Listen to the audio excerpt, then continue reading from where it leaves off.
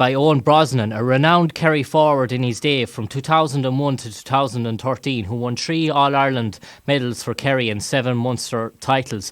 Eoin, Kerry must be in good shape going into the championship. I know Anthony Maher and James O'Donoghue sat out the league final, and Johnny Buckley had an injured quad, but you must be waiting in the long grass for Clare. You must be all looking forward to get started with your Munster Championship campaign. Yeah, I suppose it's like every time, this time of year, every year, you're looking forward to the championship. There's obviously a kind of a barren period there where players went back to the clubs after the league, and fellas are rearing to go now at this stage. Obviously, Kerry would still have a few injury concerns. It doesn't look like James O'Donoghue or Anthony Maher will make it.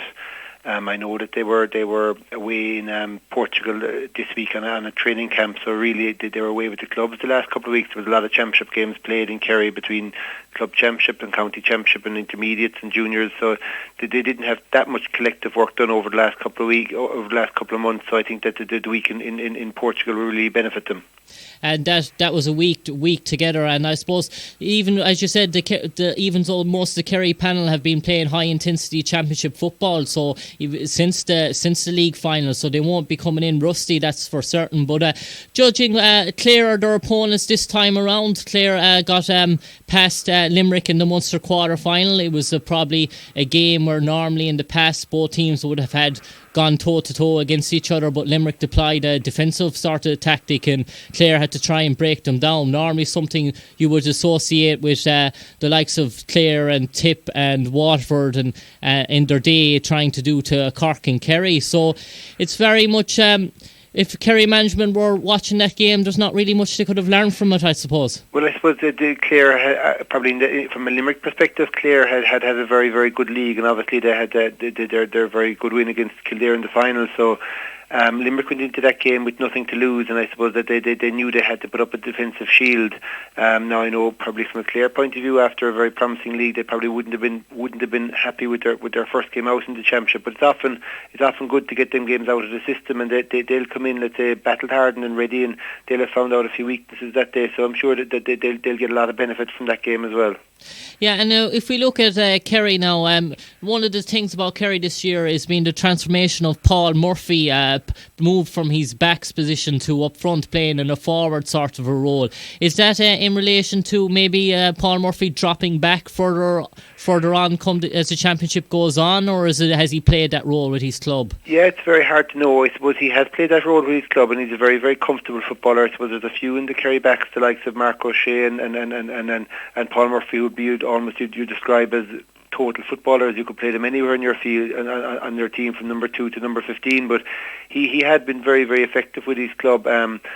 Obviously, it was probably an experiment when he went up there first of all with Kerry, and it worked out very, very well. Now, obviously, the last game Kerry would have played would have been the league final against Dublin, and they would have been very, very disappointed with their performance because they were well beaten. And personally, going up to that game, I was very, very confident that they'd put up a good show, and they were well beaten.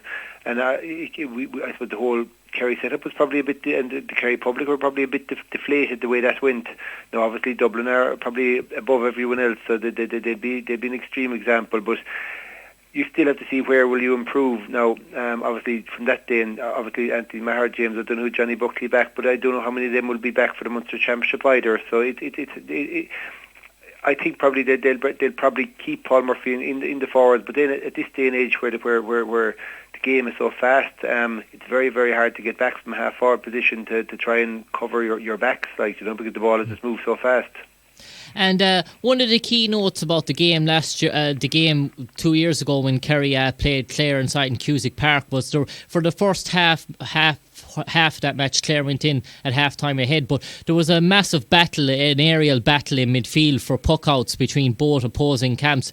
And it's fair to say that Clare held their own in midfield with Gary Brennan and Cathal O'Connor against the two Kerry boys.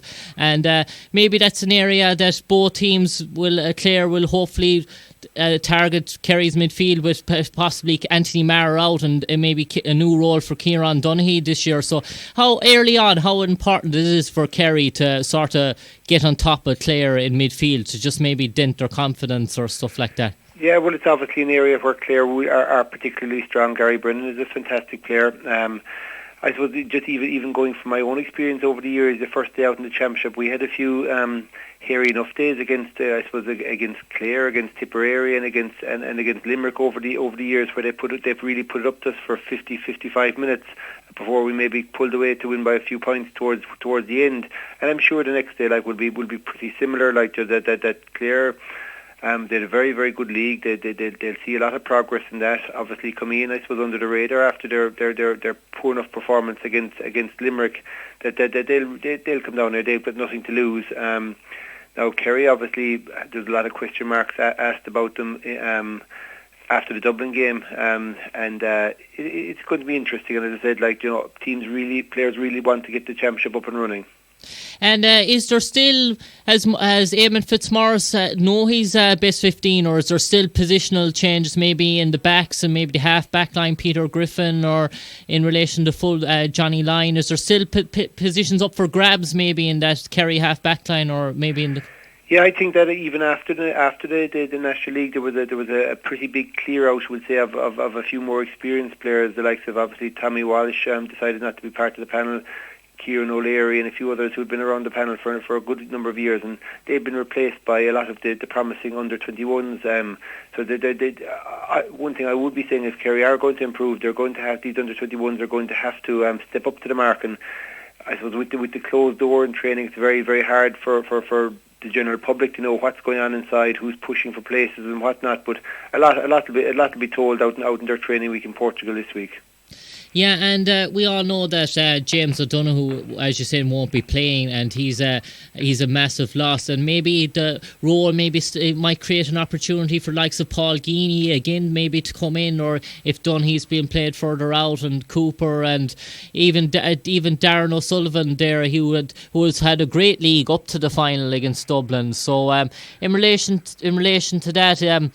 We know the last time it was maybe the Kerry forwards at the end that got the better of the Clare backs, but that was the area maybe that Kerry pulled away in the end. So is there, with players coming to back, is it a chance for these boys maybe that are on the fringes, maybe like Zagini, to come in there and really make his mark? Yeah, Paul has obviously had his injury difficulties over the last, I suppose, 8 or 9 months. He was the last couple of years. He was one of the top forwards on the Kerry team and throughout the country. So he wouldn't be happy with how he's injured. He'll feel he's a point to prove. He'll feel that he's, I suppose, more so than a fringe player. He'll feel that he's an established player and he wants to re-establish himself on the team.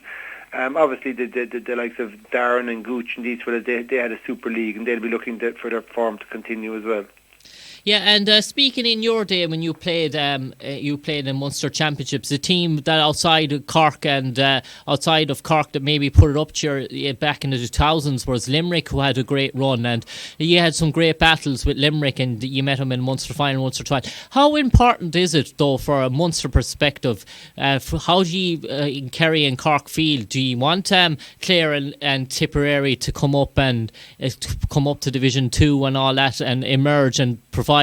Is a healthy Munster competition healthy for Kerry and Cork as well? Oh, it is, no doubt whatsoever. Absolutely no doubt whatsoever. That you, I suppose, you only have to look at Leinster at the moment, where Dublin have won 10 of the last 11. Where they haven't really been challenged. And they're crying out for competition in Leinster. Obviously, Mayo are dominant in Connacht as well. So the more competition, the better. Tipperary seem to have had a bad run there with a lot of players leaving to go to the US, this particular year after a good few of their promising minor and under-21 teams. But the more competition you can get. Ulster, obviously, I suppose, the law unto itself. It's very, very competitive up there, and whoever comes out of Ulster is really, really battle-hardened. So, we used to feel like that when we won a Munster Championship, if you got over Cork, if you got over Limerick, you had 2 tough games under your belt. Yeah, and do you think further down the line maybe that if Tipperary get their underage setup back up and Clare maybe keep progressing, that there is a chance that maybe on someday in the next 2 or 3 years that Kerry or Cork could get caught by either Tipperary or Clare? There's no doubt whatsoever. Limerick were routinely beating Cork in the 2000s there. They came very, very close to beating us as well. As I said, Tipperary, they've won minors. They're beating Ireland at the 21 final. They've won Munster minors. They've won Munster under 21s. So you'd be saying from a raw materials point of view, them fellas are getting older. They're getting stronger. They're getting more experience now. Obviously, I suppose they've had a setback this year with with a few of their players declaring with the hurlers, and with a few of their players then obviously going to the US, so but in time to come, if they can get that organised, Tipperary, I suppose, would probably be the most obvious candidate to challenge, I suppose, the Kerry Cork supremacy, but Clare aren't far behind them. Yeah.